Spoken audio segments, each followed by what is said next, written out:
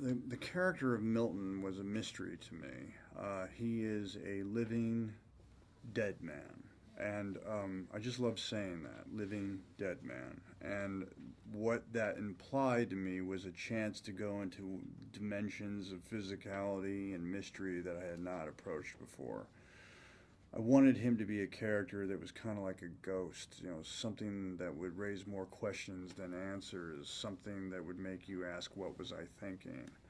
Uh, and also working with Patrick Lussier, he was somebody that I felt had a vision, had a bold vision. He wasn't afraid to make the movie R instead of PG-13, and whatever that cost in terms of box office dollars, whatever we left on the table, he was going to make his movie the way he wanted to make it, and I admired that about him.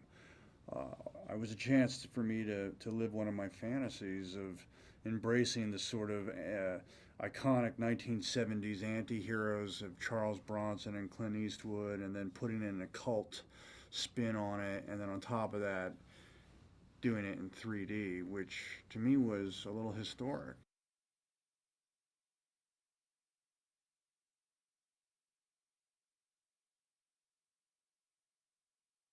It made me uncomfortable. I mean, and I was at a point in my career where I thought anything that makes me uncomfortable is exactly what I should be doing.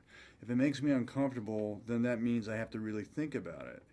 And I thought that it was going to be a challenge. Once again, it gave me an opportunity to explore the supernatural, which to me, anytime I can do something in horror or science fiction, I'm going to go for it because I believe that film actors have just as much right to be avant garde as musicians or poets or painters. And one of the only ways I can do that and still connect with audiences is supernatural or horror or sci fi.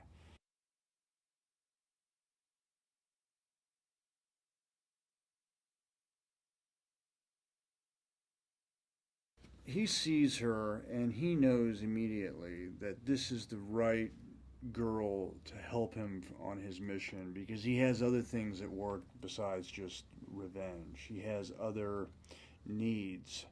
She embodies, Amber's character embodies a kind of very tough, brave young lady with a heart of gold, and he knows that she could be kind of like a surrogate daughter. There's a familial affection that starts to bond between Milton and Piper.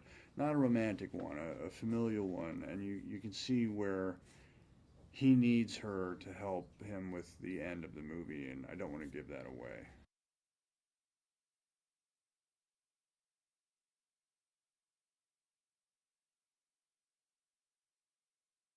She was great. I mean, I consider Amber a friend. I mean, she's somebody that is original. She moves well. I like watching her work with the camera. She's very gutsy. She's in no way a victim and in no way a damsel in distress.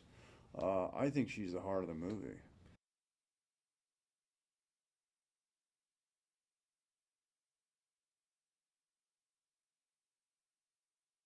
I was blessed with an amazing cast to work with. William Fichtner is outstanding in that part. He's like a we all came to it with different energies. I mean, he was more, whereas I was trying to play it more like a ghost, a wraith. He was more like this kind of like impish, elfish kind of demonic force. And then we have Billy Burke, who was both scary and hilarious in his portrayal of this like Jim Jones man who was in love with his own ego in his mind. And then we had great supporting characters. Joe Crest. He has my favorite line in the movie at the end when he's like, "We are going to live forever," and I've been laughing about it ever since. That one line, his commitment to it. I mean, I just love him in the movie.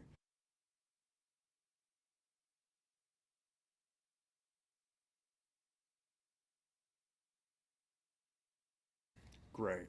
He's so um, collaborative, easy to work with, calm, pleasant, never raises his temper.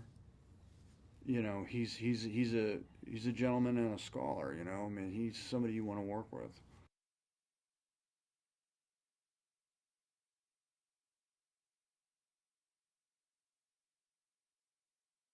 I like the '69 Chevelle. That was a personal favorite of mine. I used to drive one in my own life.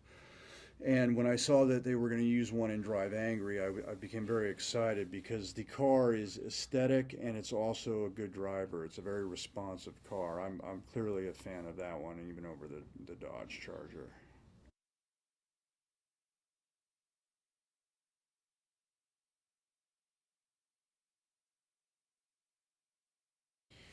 Shreveport is a great place. You know, Shreveport and Louisiana in general is a terrific place to make a movie because the people are so friendly. It is so relaxed. It's great for family.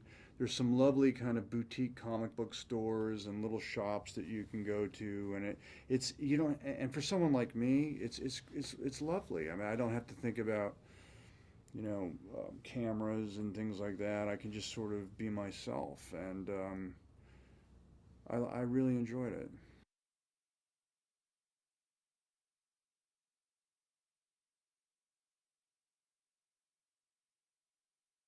The first week, I was like a kid in a candy shop. I mean, I wanted to try everything. I was sticking my tongue out. I was punching the camera, doing whatever I could do to get my body into the fourth or fifth row of the audience, whatever I could do. And then by the time the second week came around, I kind of relaxed into it and I realized it wasn't going to be much different than any other movie I've made. And that's a credit to Patrick Lussier because he really has sorted out all the hiccups with 3D cameras. He's a maestro of it. He's a pioneer of the new wave of 3D and knows where to put the camera so it doesn't blow out the effect. And he was very efficient and very effective.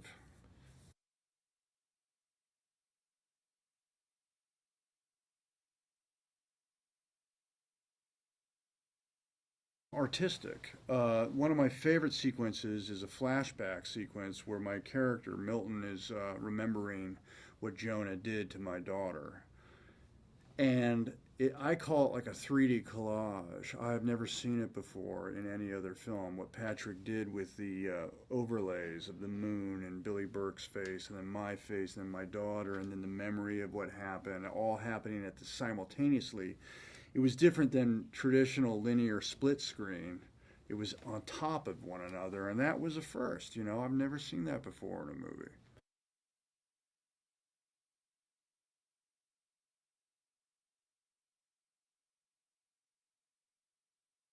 I liked it. I mean, it was a fun ride. I mean, it was a movie that didn't take itself seriously. It was a movie that was completely embraced the sort of black comedy absurdity of the tone.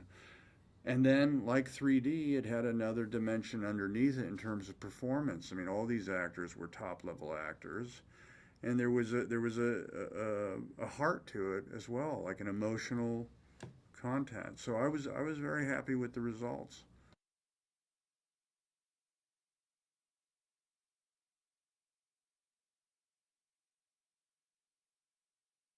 Sometimes some movies have to be a different energy on the set, I suppose, but by and large, if you can have fun while you're making the movie, then it'll be fun for the audience.